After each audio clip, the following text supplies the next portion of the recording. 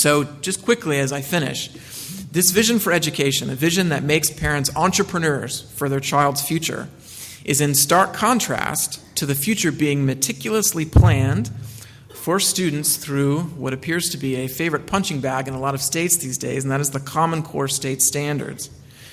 Instead of giving parents more options with the standards, the Common Core makes it more difficult to meet the unique needs of every child because the concept behind the standards, and don't miss this, is sameness. We're talking about the same material, the same test, which can only lead to similar instruction.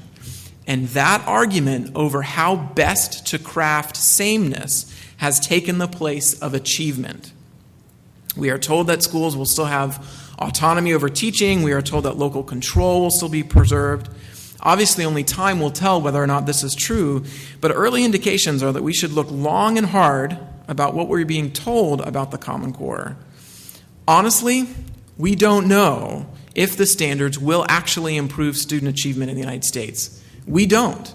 There are no gold standard studies, random assignment studies on these standards in particular that demonstrate that these standards lead to higher levels of achievement. Don't get me wrong, our students need high standards, right? Students should be challenged. And I don't think the standards that most states had before the Common Core, frankly, were rigorous enough. And this is demonstrated because when you look at the score results among state tests, and you compare those results to what the national report card, the nation's report card shows, there is a gap, right? Some states, such as Arizona, where there are some 62% of our schools that earned an A or a B on the state report card, yet we're in the bottom 10 states when it comes to reading and math on the nation's report card. So there's obviously a gap, right? Something's not lining up. But the solution is not sameness. As Eric Hanushek, whose work on education finance and teacher quality has helped shape the debate on those topics, he said a couple of weeks ago, quote, "The fundamental problem is a lack of minimal skills, and not that everyone should be taught the same skills. As history clearly indicates, simply calling for students to know more or the same material is not the same as ensuring that they will learn more." So let's not miss the point. We will not move the needle on student achievement without something different happening between parents and their children or teachers and the students in their classroom.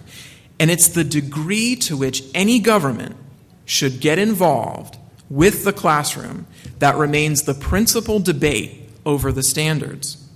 The Common Core doesn't change the question of how limited government should be in education. And this has effectively taken the focus off of student achievement and success in the debate over what is best for our students.